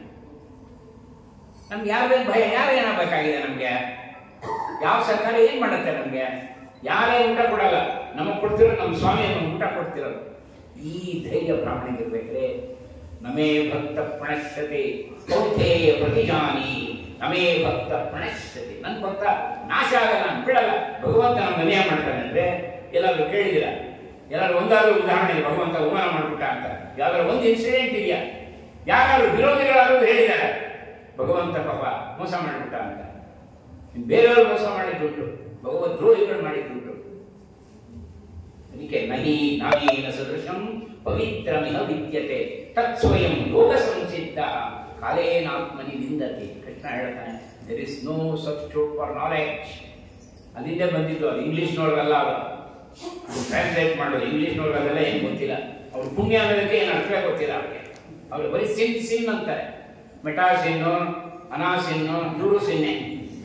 ಅವ್ರು ಸಿನ್ ಗೊತ್ತು, ಪುಣ್ಯ ಅನ್ನೋದೇ ಗೊತ್ತಿಲ್ಲ ಅವ್ರಿಗೆ. ಏನ್ ಗೊತ್ತಿದೆ ಅವ್ರಿಗೆ? ಭಾರತೀಯ ಋಷಿಮುನಿಗಳು ಅಲ್ಲಿ ಹೇಳೋರು, ಭಾರತ ಬಂದು ತಿಳ್ಕೊಳ್ಳಿ, ನಿಮ್ಮ ಚರಿತ್ರೆ ಏನು ಅಂತ ಭಾರತ ಹೇಳುತ್ತೆ, ನೀವಲ್ಲ. ಜಾಂಬವೇ ಭಾರತಂ ವರ್ಷಂ ತೀರ್ಥಂ ತ್ರೈಲೋಕ್ಯ ವಿಶ್ರುತಂ. ಬ್ರಹ್ಮಾಂಡ ಪುರಾಣದಲ್ಲಿ ಭಗವಾನ್ ವೇದವ್ಯಾಸರು ಬರೀತಾರೆ, ಜಂಬೂ ದ್ವೀಪದಲ್ಲಿ ಭಾರತ ಇದೇ ತೀರ್ಥಕ್ಷೇತ್ರ, ಇಡೀ ಭಾರತನೇ. ಕೇವಲ ಅಯೋಧ್ಯೆ, ಬದರಿ, ಕಾಶಿ, ತಿರುಪತಿ ಅಷ್ಟೇ ಅಲ್ಲ, ನಮ್ಮ ಬೆಂಗಳೂರು ತೀರ್ಥಕ್ಷೇತ್ರವೇ ನೆನಪಿಟ್ಕೊಳ್ಳಿ. ಯಾಕೆ ಇದು ಭಾರತದಲ್ಲೇ ಇದೆ. ಜಾಂಬವೇ ಭಾರತಂ ವರ್ಷಂ ತೀರ್ಥಂ ತ್ರೈಲೋಕ್ಯ ವಿಶ್ರುತಂ. ಜಂಬೂ ದ್ವೀಪದಲ್ಲಿರುವಂತ ಭಾರತ ಅದು ತೀರ್ಥಕ್ಷೇತ್ರ. ನಿಜವಾದ ತೀರ್ಥ ಯಾವುದು? ಹೃದಯವೇ. ತೀರ್ಥಾನಾಂ ಹೃದಯಂ ತೀರ್ಥಂ, ಶುಚೀನಾಂ ಹೃದಯಂ ಶುಚಿ. ಇದು ಮಹಾಭಾರತ ಬರೋದು. ಇಲ್ಲಿ ಶುಚಿ ಇರ್ಬೇಕ್ರೆ ಇದೇ ತೀರ್ಥ. ಭಗವಂತ ಇಲ್ವಾ ಇಲ್ಲಿ? ನಮ್ಗೆ ಗೊತ್ತಿಲ್ವಾ? ಈಶ್ವರ ಸರ್ವಭೂತಾನಾಂ ಹೃದಯೇಶ ಅರ್ಜುನ ತಿಷ್ಠತೆ. ಅರ್ಜುನ ಇಲ್ಲ ಇದ್ದೀನಿ, ನಾನು ಎಲ್ಲರ ಹೃದಯದಲ್ಲೂ ಇದ್ದೀನಿ. ಆ ಭಗವಂತ ಇಲ್ಲಿರುವಾಗ ಪುಣ್ಯಕ್ಷೇತ್ರ ಅಲ್ಲ, ಇದನ್ನು ಹಾಳು ಮಾಡ್ಕೋತಾರ? ಅಂಥ ಭಗವಂತ ನಾವು ಇಟ್ಕೊಂಡಿದೀವಲ್ಲ, ಈ ಪ್ರಜ್ಞೆ ನಮ್ಗಿರ್ಬೇಕು. ಯಾಕೆಂದ್ರೆ ಕಳಕಳಿಯಿಂದ ಹೇಳ್ತೀನಿ, ತುಂಬಾ ಕಡೆ ನಮ್ಮ ಹುಡುಗರೇ ಹಿಂದೂ ಕೊಟ್ಟು ಹೋಗ್ತಾ ಇದ್ದಾರೆ, ಅಸಖ್ಯವಾಗಿ ನಡ್ಕೋತಾ ಇದ್ದಾರೆ. ಅವ್ರು ನಡ್ತಿರೋ ರೀತಿ ನೋಡಿದಾಗ ತುಂಬಾ ಬೇರೆ. ಎಷ್ಟೋ ಜನ ಪೋಷಕರು ಫೋನ್ ಮಾಡ್ತಾರೆ, ನೀವು ಹೇಳಿ ಅವ್ರ ಮಕ್ಕಳು ನಾನು ಹೇಳಕ್ಕಾಗತ್ತಾ? ತಂದೆ ತಾಯಿನೇ ಹೇಳಕ್ಕಾಗತ್ತೆ, ನಾನು ಹೇಳಕ್ಕಾಗತ್ತಾ? ಈ ಧೃತರಾಷ್ಟ್ರ ಹೇಳ್ದ, ಕೃಷ್ಣ ಹೇಳ್ತಾನೆ, ನಿನ್ ಮಗನ ಯುದ್ಧ ಮಾಡದೇ ಇರೋ ತಡೆ, ಪಂಚಪಾಂಡವರು ಯುದ್ಧ ಮಾಡದೇ ಹೇಳೋ ನಾನು ತಡೀತೀನಿ, ನೀನ್ ದುರ್ಯೋಧನ ನೀನ್ ಹೇಳೋ, ಯುದ್ಧ ನಿಲ್ಲುತ್ತೆ. ಯಾವಾಗ ಯುದ್ಧದಿಂದ ಏನೇನಾಗುತ್ತೆ ಎಲ್ಲ ಹೇಳ್ತಾನೆ ಕೃಷ್ಣ. ಧೃತರಾಷ್ಟ್ರ ಹೇಳ್ತಾನೆ, ಕೃಷ್ಣ ದುರ್ಯೋಧನ ನನ್ನ ಮಗನ ನನ್ನ ಮಾತು ಕೇಳಲ್ಲ, ನೀನೇ ಹೇಳು ಕೃಷ್ಣ. ಈಗೆಲ್ಲ ದುರ್ಯೋಧನ್ರೆ ಯಾವ ತಾಯಿ ಮಾತು ಕೇಳಲ್ಲ, ಯಾವ ತಂದೆ ಮಾತು ಕೇಳಲ್ಲ, ಇವೆಲ್ಲ ಯಾಕೆಂದ್ರೆ ಅವ್ರಿಗವರೇ ಅನ್ಯಾಯ ಮಾಡ್ಕೋತಾ ಇದ್ದಾರೆ. ಒಬ್ಬ ತಂದೆ ತಾಯಿಗೆ ನಮಸ್ಕಾರ ಮಾಡಿದ್ರೆ ದೇವರ ಅನುಗ್ರಹ ಆಗುತ್ತೆ, ಸರಸ್ವತಿ ಅನುಗ್ರಹ ಆಗುತ್ತೆ. ನಾನು ಈ ಸಬ್ಜೆಕ್ಟ್ ಹೇಳುವಾಗ ಹೇಳ್ತಿರ್ತೀನಿ, ಆನ್ಸರ್ ಮಾಡುವಾಗ, you remember your guru, you remember your class teacher also. ಯಾವ ಸಬ್ಜೆಕ್ಟ್ ಆನ್ಸರ್ ಮಾಡ್ತಾ ಇದೆ, ಸರಸ್ವತಿ ದೇವಿ ನೆನೆಸ್ಕೊಂಡು ನಿನ್ನ ಕ್ಲಾಸ್ ಟೀಚರ್ ನೆನೆಸ್ಕೋ. ಒಂದು ವೇಳೆ ನಿನ್ಗೇನಾದ್ರು ಮರ್ತು ಹೋಗಿದ್ರು ಅವ್ರು ಹೇಳಿದ ಜ್ಞಾಪಕ ಬರುತ್ತೆ. This is called divine power. ಈ ಡಿವೈನ್ ಪವರ್ ನ ಎನ್ಕ್ಯಾಶ್ ಮಾಡ್ಕೋ, ಯಾಕೆ ಮಾಡ್ಕೋಬಾರ್ದು? ಕೃಷ್ಣ ಹೇಳ್ತಾನೆ, ಅನನ್ಯ ಚೇತ ಸತತಂ ಯೋ ಮಾಂ ಸ್ಮರತಿ ನಿತ್ಯಶಃ ತಸ್ಯಾಹಂ ಸುಲಭ ಪಾರ್ಥ ನಿತ್ಯಯುಕ್ತಸ್ಯ ಯೋಗಿನಃ. 8ನೇ ಅಧ್ಯಾಯ 14ನೇ ಶ್ಲೋಕ. ಯಾರು ನಿತ್ಯ ನನ್ನ ಸ್ಮರಣೆ ಮಾಡ್ತಿರ್ತಾರೋ ಅವರಿಗೆ ಸುಲಭವಾಗಿ ಸಿಕ್ಬಿಡ್ತೀನಿ ನಾನು. ಭಗವಂತ ದೂರ ಅಲ್ಲ, ಅದನ್ನೇ ಜಗನ್ನಾಥದಾಸರು ಬರೆದಿದ್ದು. ಸುಲಭನೋ ಹರಿ ತನ್ನವರ ಅರೆಗಳಿಗೆ ಬಿಟ್ಟಗಲನು, ರಮಾಧವರ ವನಿಸದರಿಯದೆ ಪಾಮರರು ಬಳಲುವುದು ಭವದಲ್ಲಿ. ಚೆನ್ನಾಗಿ ಓದುವಂತ ಹುಡುಗನಿಗೆ ಇಡೀ ಟೆಕ್ಸ್ಟ್ ಅಲ್ಲಿ ಯಾವ ಥರ ಆಗಿರ್ತಾನೆ, ಅವ್ನು ಯಾಕೆ ಇರುತ್ತಂದ್ರೆ ಎಕ್ಸಾಮ್ ಪಟ್ಟ ಆನ್ಸರ್ ಮಾಡ್ತಾನೆ. ಯಾರು ಅಲ್ಲಿ ಇಲ್ಲಿ ಸುಳ್ಕೊಂಡು ಅಲಾಲ್ ಟೋಪಿ ಆಗಿ ತಲೆಹರಟೆ ಮಾಡಿಕೊಂಡು ತಂದೆ ತಾಯಿ ವಿರೋಧ ಮಾಡಿಕೊಂಡು ನಮ್ಮ ಸಂಸ್ಕೃತಿನ ವಿರೋಧ ಮಾಡಿಕೊಂಡು ತಾನು ಮಾಡಬೇಕಾದಂತ ಯಾವ ಆಚರಣೆಯನ್ನು ಮಾಡದೇ ಇರೋನು ಅವನು ಭಯ ಪಡ್ಬೇಕಷ್ಟೇ. ಸದಾಚಾರ್ಯ ಆಗಿರೋನು ಯಾಕೆ ಭಯ ಪಡ್ಬೇಕು? ತನ್ನಿಂದ ತಾನೇ ಸ್ಮರಣೆ ಬರುತ್ತೆ. ಓದಿದ್ರೆ ಸ್ಮರಣೆ ಬರೋದು ಮುಖ್ಯ, ಅದಕ್ಕೋಸ್ಕರ ನೆನೆಸ್ಕೋಬೇಕು, ಗುರುಗಳು ನೆನೆಸ್ಬೇಕು. ಅದಕ್ಕೆ ಅಲ್ಲಿ ಹೇಳೋದು ನಿಮ್ಮ ಹತ್ರ ಹೇಳ್ಬಿಟ್ರಿ, ನಮ್ಮ ಕಡೆ ಎಲ್ಲ ಅಷ್ಟೇ ತುಂಬಾ ಓಪನ್ಸ್ ಎಲ್ಲ ಕಡೆ ಎಲ್ಲ ಮಕ್ಕಳು ಇರ್ತಾರೆ, ಎಲ್ಲ ಜನ ಮಕ್ಕಳು ಇರ್ತಾರೆ ಶಾಲೆಗೆ. ಎಷ್ಟೋ ಜನ ಎಷ್ಟು ಕಷ್ಟಪಡ್ತಾರೆ ಪಾಪ. ನೀವು ಹೇಳ್ತೀನಿ, ನಿಮ್ಮ ಕಡೆ ಕೆಲವರೆಲ್ಲ ಕೂಲಿ ಮಾಡ್ಕೊಂಡು ಮಕ್ಕಳನ್ನ ಓದಿಸ್ತಾ ಇರ್ತಾರೆ. ಪಾಪ ತಮ್ಮಗೊಂದು ಬಟ್ಟೆ ಹೊಲಿಸ್ಕೊಳ್ಳೋಕೆ ಹೋಗ್ತಾ ಇರಲ್ಲ, ಮಗುಗೋಸ್ಕರ ಹೊಲಿಸ್ತಾರೆ. ಸ್ವಲ್ಪ ನನ್ನ ಮಗ ಆ ಥರ ಆಗಬಾರ್ದು, ಚೆನ್ನಾಗಿರೋ ಶರ್ಟ್ ಹೊಲಿಸ್ಕೊಳ್ಳಿ, ಚೆನ್ನಾಗಿರೋ ಪ್ಯಾಂಟ್ ಹೊಲಿಸ್ಕೊಳ್ಳಿ, ಅವ್ನು ಫೀಸು ಟೈಮ್ ಸರಿಯಾಗಿ ಕಟ್ತಾರೆ. ಯಾರ ಥರ ಸಾಲ ಮಾಡ್ಕೋತಾರೆ. ಮೊನ್ನೆ ಒಬ್ರು ಆಚಾರ್ಯರು ಫೋನ್ ಮಾಡಿದ್ರು, ಹೇಳಲ್ಲ ಯಾರು ಅಂತ. ತಕ್ಷಣ ಒಂದು 25,000 ಕೊಡಿ, ಇಲ್ಲದ್ರೆ ಸ್ಕೂಲಿಂದ ಆಚೆ ಹಾಕ್ಬಿಡ್ತಾರೆ, ಒಂದು 25,000 ಅರೇಂಜ್ ಮಾಡಿಕೊಡಿ. ಅಯ್ಯೋ ಅನಿಸ್ಬಿಡ್ತು ನನಗೆ. ದೊಡ್ಡವರವರು ಹಣ ಇಲ್ಲ ಅವ್ರ ಹತ್ರ. ಮಕ್ಕಳಿಗೆ ಹೇಳಿದ್ರು ಪಾಪ ಎಷ್ಟೋ ಜನ ತಾವು ಉಪವಾಸ ಇರ್ತಾರೆ, ಏನೋ ಮಗು ಹೋಗ್ಬಿಟ್ಟು ಪಾಪ ಅವ್ನು ಉಪವಾಸ ಇಡಬಾರ್ದು ಅಂತ ಕಳಿಸ್ಕೊಡ್ತಾರೆ. ನೀವು ತಲಹಂಡೆ ಮಾಡ್ಕೊಂಡು ಓಡಾಡೋದು. ಬೇಕಾದ ಜನ ಪಾಪ ಪೋಷಕರಿದ್ದಾರೆ, ಮನೇಲಿ ತಿನ್ನಕ್ಕಿರೋಲ್ಲ, ಏನೋ ಕಷ್ಟಪಡ್ತಾರೆ. ಎಲ್ರಿಗೂ ಒಂದು ಭಾವನೆ ಇದೆ ಈಗ ಪೋಷಕರಿಗೆ ಏನು ಅಂದರೆ, ನಾವೇನೋ ಕಷ್ಟಪಟ್ವಿ, ನಮ್ಮ ಮಕ್ಕಳ ಕಷ್ಟಪಡದೆ ಇದೆ. ಇದೊಂದು ತಪ್ಪು ಅವ್ರು ಮಾಡೋದು. ಪೇರೆಂಟ್ ಮೀಟಿಂಗ್ ಹೋದಾಗ ಅದೇ ಹೇಳ್ತೀನಿ ನಾನು, ಇದು ತಪ್ಪಿದು. ನಿಮ್ಮ ಹುಡುಗನಿಗೆ ಹಣ ಕೊಟ್ಬಿಟ್ರೆ ಚೆನ್ನಾಗಿರ್ತಾನೆ ಅನ್ನೋದು ಭ್ರಮೆ ಅದು. ಇನ್ನೂರು ಹೇಳ್ತಾ ಇಲ್ವಾ, ಕೂಡಿಸ್ಕೊಂಡು ಹೇಳ್ತಿದ್ರಿ, ಇವ್ರು ಹೇಳ್ತಾ ಇಲ್ವಾ? ಕೂತ್ಕೊಂಡು ಹೇಳೋ, ವಾಯ್ಸ್ ಸ್ತುತಿ ಹೇಳೋ, ಸಂಧ್ಯಾ ವಂದನೆ ಮಾಡೋ, ದೇವ್ರ ನಮಸ್ಕಾರ ಮಾಡೋ, ನಿಮ್ಮ ಅಮ್ಮನ ನಮಸ್ಕಾರ ಮಾಡೋ, ಅಜ್ಜಿ ನಮಸ್ಕಾರ ಮಾಡೋ ಹೇಳ್ತಾ ಇರ್ಲಿಲ್ವಾ? ಈಗೆಲ್ಲ ಹೇಳ್ತಾರ? ಏನಿಲ್ಲ, ಮಕ್ಳಿಗೆ ಆಸ್ತಿ ಮಾಡ್ಕೊಂಡು ಕೂತಿರ್ತಾರೆ. ನಮ್ಮ ಮಗ ಚೆನ್ನಾಗಿರ್ಬೇಕು, ಅವ್ನಿಗೆ ಇನ್ನೊಂದಷ್ಟೇ. ಇವ್ರು ಕಷ್ಟ ಬಿಡ್ತಿರ್ತಾನೆ. ಮಗನಿಗೆ ಆಸ್ತಿ ಮಾಡಿ ಮಾಡಿ ಮಾಡಿ ಅನ್ಯಾಯ ಅವ್ರನ್ನ ಹಾಳು ಮಾಡ್ತಾರೆ ಹೊರತು ಅವ್ರೇನು ಉದ್ಧಾರ ಆಗಲ್ಲ. ಇವರು ಹೋದ್ರು 10 ಪೈಸೆ ಯಾರಿಗೂ ಒಂದು ದಾನ ಧರ್ಮ ಮಾಡಿರೋಲ್ಲ. ನಮ್ಮ ಬಸವನಗುಡಿಲಿ ಒಬ್ರು ಇದ್ದಾರೆ, ಅವ್ರಾಗೇ ನನ್ನ ಮಗ ಬರ್ತಾನೆ, ಅವನು ಆಸ್ಟ್ರೇಲಿಯಾದಿದ್ದಾನೆ, ಒಬ್ಬನೇ ಮಗ. ಅವರೊಬ್ಬ ದೊಡ್ಡ ಮನೆ ಇಟ್ಕೊಂಡಿದ್ದಾರೆ, ದಿನಾ ದೀಪ ಹಚ್ಕೊಂಡು ಕೂತಿರ್ತಾರೆ, ಪೈಪ್ ಹೊಡಿಸ್ಕೊಂಡು ಕ್ಲೀನ್ ಕಸ ಗುಡಿಸೋದು, ಮುಖಿ ಅವ್ರ ಮಗ. ಇನ್ನೇ ನಾವು ಹೋದ್ಮೇಲೆ ಅವನ ಮನೆ ಅವರಿಗೆ ಎಷ್ಟು ಮನೆಗಳು ಹಾಗಾಗಿದೆ. ವಿಶ್ವ ಅಂಡರ್ಸ್ಟ್ಯಾಂಡ್ ನಮ್ಮ ಪೋಷಕರು ಎಷ್ಟು ಕಷ್ಟಪಟ್ಟಿದ್ದಾರೆ. ನಾನೊಬ್ಬ ಇಂಜಿನಿಯರ್ ಆಗೋಕ್ಕೆ, ನಾನೊಬ್ಬ IAS ಆಫೀಸರ್ ಆಗೋಕ್ಕೆ, ನಾನೊಬ್ಬ ಡಾಕ್ಟರ್ ಆಗೋಕ್ಕೆ, ಒಬ್ಬ ಸೈಂಟಿಸ್ಟ್ ಆಗೋಕ್ಕೆ ಎಷ್ಟು ಜನ ತ್ಯಾಗ ಮಾಡಿದ್ದಾರೆ. ನನ್ನ ತಂದೆ ತಾಯಿ ಎಷ್ಟು ತ್ಯಾಗ ಮಾಡಿದ್ದಾರೆ, ಎಷ್ಟು ಜನ ಇದಕ್ಕೋಸ್ಕರ ಕಾಂಟ್ರಿಬ್ಯೂಟ್ ಮಾಡಿದ್ದಾರೆ ಸೊಸೈಟಿಗೆ. ಅವ್ರ ಋಣ ಯಾವಾಗ ನಾನು ತೀರಿಸೋದು? ರಾಮಚಂದ್ರ ಅಯೋಧ್ಯೆಗೆ ನೀನು ಹೊರಡುವಾಗ ವಿಭೀಷಣ ಹೇಳ್ತಾನೆ, ಪುಷ್ಪ ವಿಮಾನ ಕೊಡು. ವಿಭೀಷಣ ಅವ್ನು ಪ್ರಾರ್ಥನೆ ಮಾಡ್ಕೊಡ್ತಾನೆ, ರಾಮಚಂದ್ರ ನೀನು ಇಲ್ಲೇ ಇಟ್ಟು ನಿನ್ನ ಸೇವೆ ಮಾಡ್ಕೊಂಡಿರ್ತೀನಪ್ಪ, ನಾನು ರಾವಣ ನಾನೇನು ಸೋಲ್ಸಕ್ಕಾಗ್ತಿಲ್ಲ, ನಿನ್ನದೇ ರಾಜ್ಯ ಇದೆ, ನಿನ್ನ ಸೇವೆ ಮಾಡ್ಕೊಂಡು ಹೋಗ್ತೀನಿ, ಇಲ್ಲೇ ಇತ್ತು. ಲಕ್ಷ್ಮಣನು ಅದೇ ಹೇಳ್ಬಿಡ್ತಾನೆ. ಲಕ್ಷ್ಮಣನಿಗೆ ಏನು ಅಂತಂದ್ರೆ, ಹಿಂದೆ ರಾಮ 2 ಸಲ ಹೇಳಿರ್ತಾನೆ, ನನಗೆ ಅಯೋಧ್ಯೆ ರಾಜ್ಯಕ್ಕಿಂತ ಈ ಕಾಡಿನೆಲ್ಲ ಋಷಿಮುನಿಗಳ ಜೊತೆ ಇರೋದೇ ಆನಂದ. ಲಕ್ಷ್ಮಣ ಅಯ್ಯೋ ಭರತನೇ ರಾಜ ಆಗಿದ್ದೀನಿ, ನನಗೆ ಅದೇ ಸಂತೋಷ ಅಂತಿರ್ತಾನೆ. ಅದಕ್ಕೆ ಲಕ್ಷ್ಮಣ ಹೇಳ್ತಾನೆ, ರಾಮ ವಿಭೀಷಣ ಹೇಳ್ತಾನೆ, ನಾವು ಇಲ್ಲೇ ಇಟ್ಕೊಳ್ಳೋಣ, ಸ್ವರ್ಣ ಲಂಕೆ ಇದು. ಲಕ್ಷ್ಮಣನಿಗೆ ಇನ್ನೇನಂದ್ರೆ ಏನೇ ಆದರೂ ಕೈ ಮುಖ ನೋಡಬಾರ್ದು ಅಂತ ಅವನಿಗೆ ಸಿಟ್ಟು. ಮತ್ತೆ ಶೇಷದೇವರು ಇನ್ಯಾಕ ಕೈ ಮುಖನೇ ನೋಡಕ್ ಬೇಡ ಅಂತ ರಾಮ ಹೇಳ್ತಾನೆ. ಏನ್ ಮಾತಾಡ್ತೀನಿ? ಅಪಿ ಸ್ವರ್ಣಮಯೀ ಲಂಕ ನಹಿ ಲಕ್ಷ್ಮೇ ಲಕ್ಷ್ಮಣ ರೋಚತೆ ಜನನೀ ಜನ್ಮಭೂಮಿಶ್ಚ ಸ್ವರ್ಗಾದಪಿ ಗರೀಯಸಿ.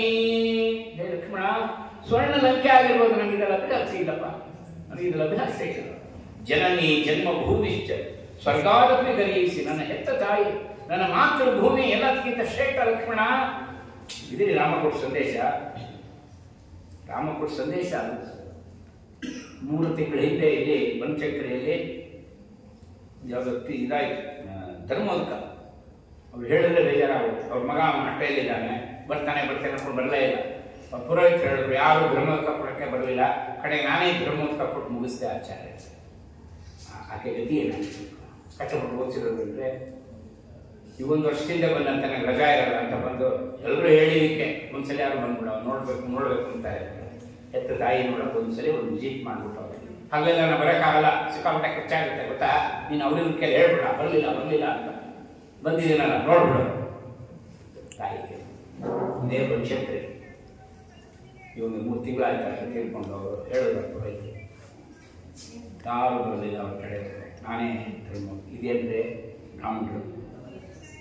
ರಾಮಚಂದ್ರ ಆ ಪುಷ್ಪವಿಮಾನದಲ್ಲಿ ಕೂತಾಗ ರಾಮ ಹೇಳ್ತಾನೆ, ಪ್ರಣಾಮಂ ಕುರು ವೈದೇ ಅಯೋಧ್ಯಾಂ ಪುನರಾಗತ. ಹೇ ಸೀತಾ, ನನ್ನ ಅಯೋಧ್ಯ ಬಂತು, ನಮಸ್ಕಾರ ಮಾಡುವಂತ. ರಾಮಚಂದ್ರ ಎತ್ತಿತ್ಕೊಂಡು ನಮಸ್ಕಾರ ಮಾಡ್ತಾನೆ. ಇದು ಮಾತೃಭೂಮಿ.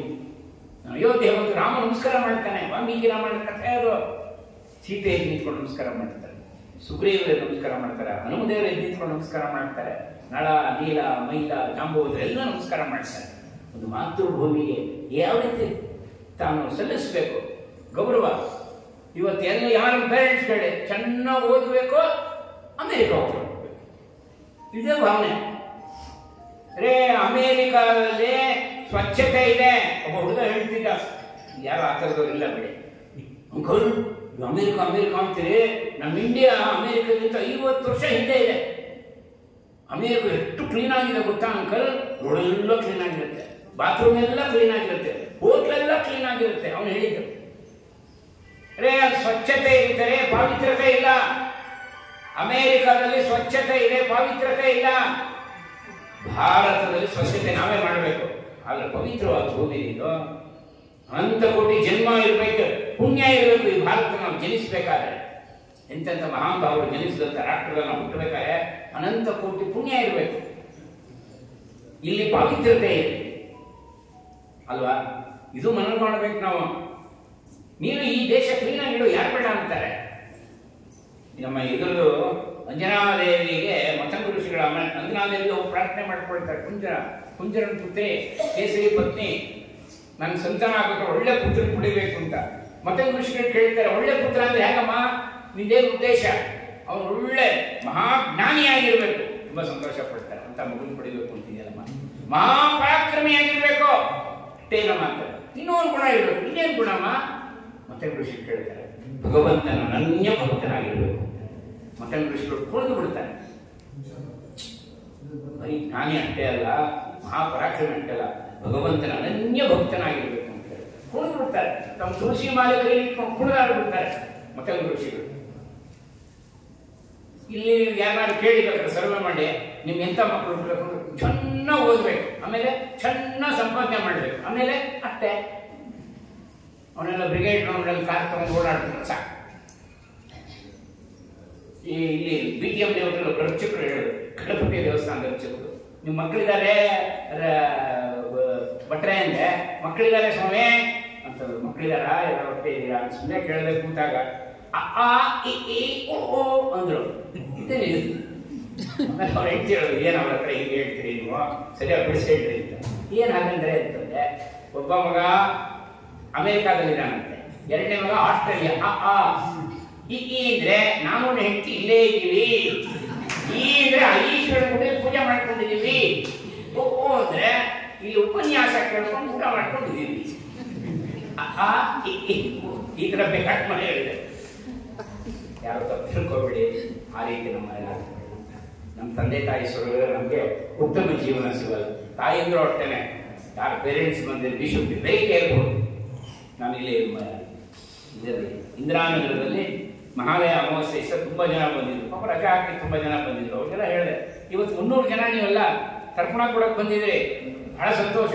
ಬಿ ಕೇರ್ಫುಲ್, ನಿಮ್ಮ ಮಕ್ಕಳಿಗೂ ಸಂಸ್ಕಾರ ಕೊಡಿ. ನೀವು ಹೇಗೆ ನಿಮ್ಮ ತಂದೆ ತಾಯಿ ಕೊಡ್ತಾ ಇದ್ದೀರೋ, ನಿಮ್ಮ ಮಕ್ಕಳು ಕೊಡುವಂಥದ್ದು ಅಭ್ಯಾಸ ಆಗ್ಬೇಕು, ಅವ್ರಿಗೆ ತಿಳಿಸ್ಬೇಕು. ಅವರೆಲ್ಲ ಎಲ್ಲ ಮಾಡ್ತಾರೆ ಆಚಾರ್ಯ ಅಂತಂತ ಹಾಗನ್ಬಾರ್ದು. ಮಕ್ಕಳಿಗೆ ತಿಳಿಸೋರು ಯಾರು? ನಮ್ಮ ಪೂರ್ವಜರಿಗೆ ಯಾವ ರೀತಿ ಋಣ ತೀರಿಸ್ತೇವೆ, ಮಕ್ಕಳಿಗೆ ಆ ಸಂಸ್ಕಾರ ಕೊಡಬೇಕು. ನಿತ್ಯ ಸಂಧಾವನೆ ಹೇಳ್ಕೊಡ್ಬೇಕು. ಯತಿಗಳು ಬಂದ್ರೆ ನಮಸ್ಕಾರ ಹೇಳ್ಕೊಡ್ಬೇಕು. ಹಿರಿಯರು ಬಂದ್ರೆ ನಮಸ್ಕಾರ ಮಾಡು ಅಂತ ಹೇಳ್ಬೇಕು. ನಮಗೆ ಸಂಧ್ಯಾವನೆ ಮಾಡುವ ಪ್ರತಿನಿತ್ಯ ಸಂಧ್ಯಾವನೆ ಅಂದ ತಕ್ಷಣ ತಾಯಿಗೆ ತಂದೆ ನಮಸ್ಕಾರ ಮಾಡ್ತಿದ್ವಿ. ಅದು ಸಂಧ್ಯಾವನೆ ಒಂದು ಭಾಗನೇ ಅದು. ಈಗ ಎಕ್ಸಾಮ್ ಹೋಗುವ ಒಂದೊಂದು ದಿವಸ ಮಾಡ್ತಾರೆ. ಈಗ ಅದು ನಿತ್ಯ ಇದೆಯಾ ಅನ್ನೋದು ಗೊತ್ತಿಲ್ಲ. ಎಕ್ಸಾಮ್ ಹೋಗುವಾಗ ಏನೋ ಮಾಡಿಸದೆ ಜ್ಞಾಪಕ ಬರಲಿಲ್ಲ, ತಂದೆ ತಾಯಿ ಕೆಲವರು ಮಾಡ್ತಾರೆ, ಕೆಲವರು ಅದು ಗೊತ್ತಿಲ್ವೋ ಏನೋ ಅದು ಗೊತ್ತಿಲ್ಲ. ವಿಶ್ವಕ್ಕೆ ಒಂದ್ಸರಿ ನಮ್ದು ನಮ್ರತೆಯಿಂದ ನಮಸ್ಕಾರ ಮಾಡಿದ್ರೆ ದೇವತೆಗಳ ಅನುಗ್ರಹ, ಒಳ್ಳೆ ಆ ಮನಸ್ಸಿನ ಶಕ್ತಿ, ಮೇಧಾಶಕ್ತಿ ವೃದ್ಧಿ ಆಗುತ್ತೆ. ಆ ಮೆಮೊರಿ ಪವರ್ ಇನ್ಕ್ರೀಸ್ ಆಗುತ್ತೆ. ಭಗವಂತನ ಅನುಗ್ರಹ ಆಶೀರ್ವಾದ ಬಹಳ ಮುಖ್ಯ. ನಮ್ಮ ಪ್ರಯತ್ನ ಎಷ್ಟು ಮುಖ್ಯನೋ ಭಗವಂತನ ಅನುಗ್ರಹನೂ ಅಷ್ಟೇ ಮುಖ್ಯ. ಭಗವಂತನ ಅನುಗ್ರಹ ಬಿಡಬಾರ್ದು. ಒಂದೊಂದ್ಸರಿ ನಾವೇನಾದ್ರು ವೀಕ್ ಆದ್ರೂ ಕೂಡ ನಾವು ನೆಚ್ಚಿದ ಭಗವಂತ ನಮ್ಮನ್ನು ಮುಂದೆ ತಳ್ತಾನೆ. ನಾವು ರಾಯ ಕಥೆ ಹೇಳಿಲ್ಲ, ನಡೆದುತ್ತೆ ಅದು ಕಂದನಾಥಿನಲ್ಲಿ. ರಾಘವೇಂದ್ರ ಅಂತ ನಡೆಸ್ಕೊಂಡ ಭಕ್ತಿಯಿಂದ ಓದೇ ಇರಲಿಲ್ಲ ಅವನು, ಎಷ್ಟು ದೊಡ್ಡ ವ್ಯಕ್ತಿ ಆದ. ಗುರುಗಳ ಅನುಗ್ರಹ ಹೇಗೆ ಯಾವಾಗ ಯಾವ ರೀತಿಯ ಅನುಗ್ರಹ ಮಾಡ್ತಾರೆ ಕಲ್ಪನೆ ಕೂಡ ಮಾಡೋಕ್ಕಾಗಲ್ಲ. ಅದರಿಂದ ಇದು ಏಕೆ ನಾನು ಇಷ್ಟೊಂದು ಜನ ಆಶೀರ್ವಾದ ಮಾಡ್ತಾ ಇದ್ದಾರೆ. ನಿಮ್ಮ ಜೀವನ ಆದರೂ ಪಾವನ ಆಗಲಿ, ನೀವೆಲ್ಲ ಮಾಡೆಲ್ ಆಗಿರಿ. ಬೇರೆ ಹುಡುಗರುಗಳಿಗೆ, ಬೇರೆ ಪೇರೆಂಟ್ಸ್ಗೆ ನೀವು ಮಾಡೆಲ್ ಆಗಿರಿ. ನಮ್ಮ ಮನೇಲಿರೋ ಅರ್ಧ ಕೆಜಿ 1 kg ಚಿನ್ನ ಮುಖ್ಯ ಅಲ್ಲ, ಅರ್ಧ ಕೆಜಿ 1 kg 1/4 kg. ನಮ್ಮ ಮಕ್ಕಳು ಒಂದು ಸಬ್ಜೆಕ್ಟ್ ಅಲ್ಲಿ ಹೈಯೆಸ್ಟ್ ರ್ಯಾಂಕ್ ತಗೊಂಡು 1 ಗ್ರಾಮ್ ಗೋಲ್ಡ್ ಮೆಡಲ್ ತಗೋತಾರಲ್ಲ, ದಟ್ ಈಸ್ ಗ್ರೇಟ್. ಚಿನ್ನ ಮಾಡೋಣ. ನಮ್ಮ ಮಕ್ಕಳು ಚಿನ್ನದಂತ ಮಕ್ಕಳಿಗೆ ಆಸ್ತಿ ಅಲ್ಲ, ಆಸ್ತಿಕರಾಗಿರ್ಬೇಕು. ಅವ್ರು ಚೆನ್ನಾಗಿ ಬೆಳೆಸಿ ಒಳ್ಳೆ ಜ್ಞಾನವಂತರ ಮಾಡಿ ಚೆನ್ನಾಗಿ ಅವರು ದೇಶಕ್ಕೂ ಆಸ್ತಿ ಆಗ್ತಾರೆ, ಕುಟುಂಬಕ್ಕೂ ಆಸ್ತಿ ಆಗ್ತಾರೆ, ಅವರೇ ಆಸ್ತಿ ಆಗ್ತಾರೆ. ಅವರೇ ಒಂದು ತೀರ್ಥಕ್ಷೇತ್ರ. ಎಷ್ಟು ಜನದ ನಮ್ಮ ಹರಿದಾಸರುಗಳು, ನಮ್ಮ ಪರಂಪರೆ, ಎಷ್ಟು ದೊಡ್ಡ ದೊಡ್ಡ ವಿದ್ವಾಂಸರು ನೋಡಿದ್ವಿ ಅಲ್ವಾ. ಆ ಥರ ನಮ್ಮ ಮಕ್ಕಳು ಆಗುವಾಗ ಬೇಕಿದ್ರೆ ರಾಯರ ಸನ್ನಿಧಾನದಲ್ಲಿದ್ವಿ, ಇಂಥ ಕಡೆ ರಾಯರ ಆಶೀರ್ವಾದ ತಮಗೆಲ್ಲ ಆಗಲಿ ಅಂತೇಳಿ ನಮಗೊಂದು ಇದೊಂದು ಅವಕಾಶ. ಅದೇ ಥರ ಎಲ್ಲ ಕಡೆ ಹೇಳ್ತಾನೆ ಇರ್ತೀವಿ. ಕೆಲವು ಕಡೆ ತುಂಬ ಬೇಸರ ಆಗುತ್ತೆ. ಕೆಲವೆಲ್ಲ ಹುಡುಗರು ನೋಡುವಾಗ ಎಲ್ಲ ಯಾರ್ಯಾರೋ ನಿಂದನೆ ಮಾಡ್ತಿರ್ತಾರೆ. ಹಾಗಾಗದು ಬೇಡ. ಅದಕ್ಕೆ ಭಗವಂತ ಹೇಳಿದ ಮಾತು ಆತ್ಮನೋ ಗುರು ಆತ್ಮೈವ ಪುರುಷಸ್ಯ ವಿಶೇಷತ. ಭಗವಂತ ಇದ್ದಾನೆ, ಅವನೇ ಗುರು. ನೀನು ಮಾಡುವಂಥ ಶಕ್ತಿ, ನೀನು ಬೆಳೆಸ್ಕೊಂಡಂಥ ಸಾಮರ್ಥ್ಯ, ಜ್ಞಾನ ಇದೆಯಲ್ಲ, ನಾಲೆಡ್ಜ್ ಇಸ್ ಪವರ್ ಅಂತ ಜ್ಞಾನವನ್ನು ಬೆಳೆಸ್ಕೊಳ್ಳಿ ಅಂತ ಗುರುಗಳು ನಮಗಿದ್ದಾರೆ. ಅಂತ ಶ್ರೇಷ್ಠ ಪರಂಪರೆ ಇದೆ ಅಂತ ಆ ಭಗವಂತ ಯಾರು ಭಗವದ್ಗೀತೆನೇ ಕೊಟ್ಟಾಗಿತ್ತು, ಇಡೀ ಪ್ರಪಂಚವೇ ಕೊಂಡಾಡ್ತಿದ್ದು. ಇವತ್ತು ನಿಮಗೆಲ್ಲ ನಮ್ಮ ನರಹರಿಯವರು ಭಗವದ್ಗೀತೆ ಪುಸ್ತಕ ಕೊಡ್ತಾರೆ ಅಲ್ವೇ? ಹಾಗೆ ಗ್ರೇಟ್. ಅಂಥ ಮಹಾನುಭಾವ, ಅಂಥ ದೇವರು ನಾವೀಗ ಹರಿವಾಯುಗಳ ಪರಂಪರೆಯಲ್ಲಿರೋ ನಾವೆಲ್ಲ ಯಾರಿಗೂ ಭಯ ಪಡಬೇಕಾಗಿಲ್ಲ. ಚಾಲೆಂಜ್ ಇರಬೇಕು, ದಿಟ್ಟತನ ಇರಬೇಕು. ಕಮ್ಮುವಾಟವೇ ನಾನು ಮುಂದಕ್ಕೆ ಬರ್ತೇನೆ. ನೀವು ಮನಸ್ಸು ಮಾಡಿದ್ರೆ ನಮ್ಮ ಸಬ್ಜೆಕ್ಟ್, ನಾನು ಅವಾಗಲೇ ಹೇಳಿದೆ, ನಮ್ಮ ಸೆಕ್ಷನ್ ನಾವೇ ಹೈಯೆಸ್ಟ್ ಇರಬೇಕು. ಯಾರೊಬ್ಬೊಬ್ಬರು ಬೇರೆ ಜನ ಅಂದ್ರೆ ಅವರು ಹೈಯೆಸ್ಟ್ ಇರ್ತಾರೆ. ಎಷ್ಟು ವಿಡಂಬನೆ ಇದು. ಅವರು ಹೈಯೆಸ್ಟ್ ಮಾರ್ಕ್ಸ್ ತಗೋತಾರೆ, ನಾವೆಲ್ಲ ತುಸುಕ್ಲೆಗಳು. ನಾವು ಓದೋದ್ರಲ್ಲೇ ನಾವು ಮುಂದೆ ಬರಲ್ಲ ಅಂದ್ರೆ ನಮ್ಮನ್ನು ಯಾರು ಕಾಪಾಡ್ತಾರೆ? ನಾವು ಹೈಯೆಸ್ಟ್ ಡಿಸ್ಟಿಂಕ್ಷನ್ ಬಂದ್ರೆ, ಒಳ್ಳೆ ಮಾರ್ಕ್ಸ್ ತಗೊಂಡ್ರೆ, ನೋಡಿ ಇಂಥ ಅವಕಾಶ ನಮ್ಗೆ ಸಿಕ್ಕಿಲ್ಲ, ಅದು ಕರೆಕ್ಟ್ ಹೇಳೋದು. ನಾವೇ ಕಡಿಮೆ ಮಾರ್ಕ್ಸ್ ತಗೊಂಡು ನಮಗಿಂತ ಜಾಸ್ತಿ ಮಾರ್ಕ್ಸ್ ತಗೊಂಡ್ರೆ ತಪ್ಪಾಗುತ್ತೆ. ಕನಿಷ್ಠ ನಮ್ಮ ಸೆಕ್ಷನ್ ಅಲ್ಲಿ ನಾವೇ ಹೈಯೆಸ್ಟ್ ಮಾರ್ಕ್ಸ್ ತಗೊಳ್ಬೇಕು ಅಂತ ಶಕ್ತಿ ನಮ್ಗಿದೆ. ಅದನ್ನು ಎನ್ಕ್ಯಾಶ್ ಮಾಡ್ಕೋಬೇಕು, ನೆನೆಸ್ಬೇಕು. ಇಷ್ಟನ್ನು ಮಾಡಿದ್ರೆ ಇವತ್ತಿವರು ಮಾಡ್ತಿರುವಂಥ ಆಶೀರ್ವಾದಕ್ಕೆ ನಾವೆಲ್ಲ ಒಂದು ಒಳ್ಳೆ ಬೆಲೆ ಕೊಟ್ಟಾಗ ಆಗುತ್ತೆ. ಅವ್ರ ಆಶೀರ್ವಾದ ಅಂತ ತಿಳ್ಕೊಳ್ಳಿ. ಹಾಗಾಗಿ ಇಂಥ ಒಂದು ಸಮಯದಲ್ಲಿ ನಮಗೊಂದು ಅವಕಾಶ ಕೊಟ್ಟರು. ಎಲ್ಲರಿಗೂ ಕೂಡ ನಿಮಗೆ ನಿಮ್ಮ ಅಂತರ್ಯಾಮಿ ಆದಂಥ ಭಗವಂತನಿಗೆ ವಿಶೇಷವಾಗಿ ಅವನಿಗೆ ಸಾಷ್ಟಾಂಗ ಪ್ರಣಾಮಗಳನ್ನು ಸಲ್ಲಿಸಿ ಇಂಥ ಕಾರ್ಯ ಮಾಡ್ತಾರೆ, ಇಂಥ ಕಾರ್ಯ ಹೆಚ್ಚೆಚ್ಚಾಗಲಿ ಅಂತ ಯಾರೇ ಮಾಡ್ತಾರೆ ಇವಾಗ ಪಾಪ ಅಲ್ವಾ. ನಿಮ್ಮನ್ನೆಲ್ಲ ಕರೆದು ಮಾಡಿ ಯಾರು ಮಾಡ್ತಾರೆ ಇವತ್ತು? ಪ್ರೋತ್ಸಾಹ ಕೊಡೋದು ಭಾಳ ಕಡಿಮೆ ಇದೆ ನಮ್ಮ ಜನ. ದೊಡ್ಡ ದೊಡ್ಡ ಸರ್ಕಾರನೇ ಮಾಡಬೇಕಾಗಿತ್ತು, ಯೂನಿವರ್ಸಿಟಿಗಳು ಮಾಡಬೇಕಾದ ಕಾರ್ಯ ಯಾರೂ ಮಾಡ್ತಿಲ್ಲ. ಅದಕ್ಕೆ ನಾವೇ ಚಾಲೆಂಜ್ ಆಗಿ ತಗೋಬೇಕು. ನಮ್ಮ ಜ್ಞಾನದಿಂದ ನಾವು ಸಂಪಾದನೆ ಮಾಡಬೇಕು, ಜ್ಞಾನದಿಂದ ಸಂಪಾದನೆ ಮಾಡಬೇಕು. ಅದನ್ನೆಲ್ಲ ನಿಮ್ಮನ್ನೆಲ್ಲ ನೋಡಿದ್ರೆ ಆ ಒಂದು ಆನಂದ ಕಾಣ್ತಿದೆ, ಒಳ್ಳೆ ಚಾರ್ಮ್ ಕಾಣ್ತಾ ಇದೆ. ದೇವರು ಸರಸ್ವತಿ ದೇವಿಯ ಶಕ್ತಿ ಕೊಡಲಿ ಅಂತ ಹೇಳಿ ನನ್ನ ಮಾತನ್ನು ಮುಗಿಸ್ತೇನೆ.